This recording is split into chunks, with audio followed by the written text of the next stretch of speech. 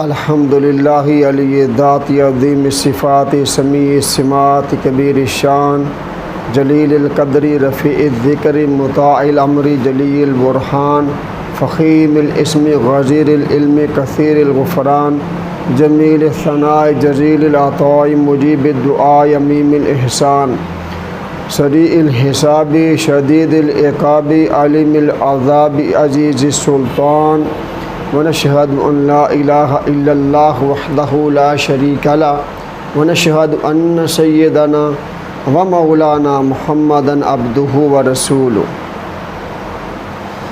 اما بعد فاعوذ باللہ من الشیطان الرجیم بسم اللہ الرحمن الرحیم ویؤثرون علی انفسہم ولو کان بہم خصاصہ۔ میرے معزز سامعین کرام، اللہ پاک نے اس آیت مقدسہ میں ان لوگوں کے احساسات کو بیان فرمایا ہے جن کی وجہ سے انسانیت کو حیات ملتی ہے۔ اب حیات کیا ہے، حیات کیسے ملتی ہے، کن لوگوں سے ملتی ہے، اور وہ لوگ کیسے یعنی کہ دنیا میں تربیت پاتے ہیں، اس آیت کے اندر بتلا دیا ہے۔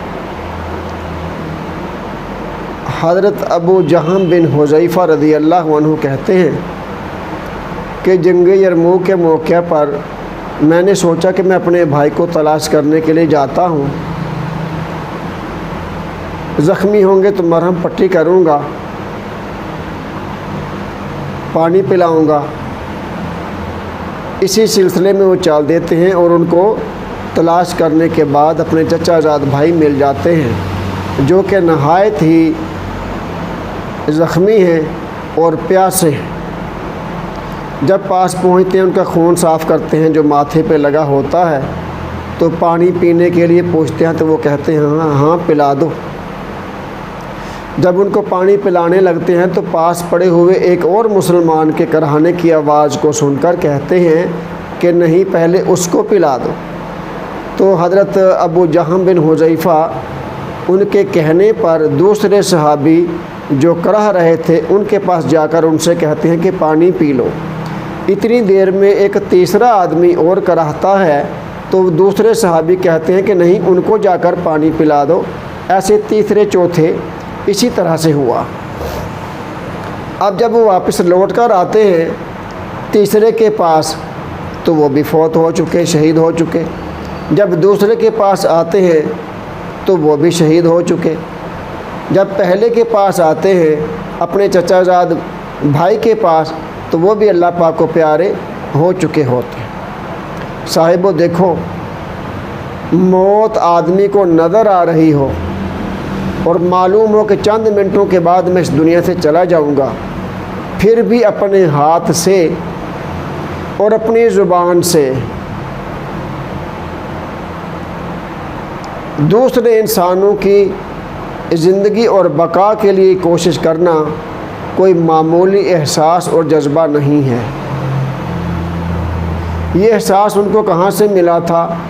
نبی صلی اللہ علیہ وسلم کی صحبت سے ملا تھا، جبکہ اس سے پہلے یہ لوگ چھوٹی چھوٹی باتوں پر لڑتے تھے، جھگڑے کرتے تھے اور پانی پینے اور پلانے پر جھگڑے کرتے تھے۔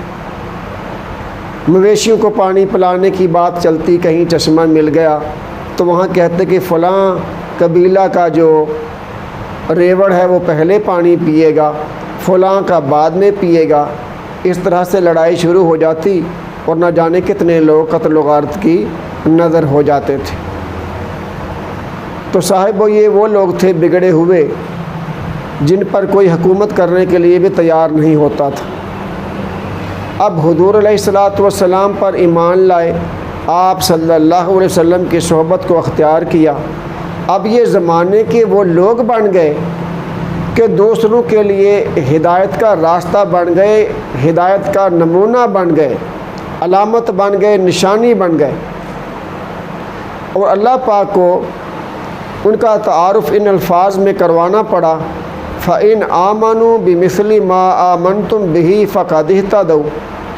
اگر تم لوگ بھی ان طرح کا ایمان لے آؤ تو تم لوگ ہدایت پا جاؤ گے۔ ہدایت پا جانے کا مطلب ہے کہ اتنے سمجھ والے ہو جاؤ گے کہ ہر اچھائی اور برائی کے بیچ میں فرق کرنے والے بن جاؤ گے، حق جان کر جیو گے، باطل کو جان کر جیو گے۔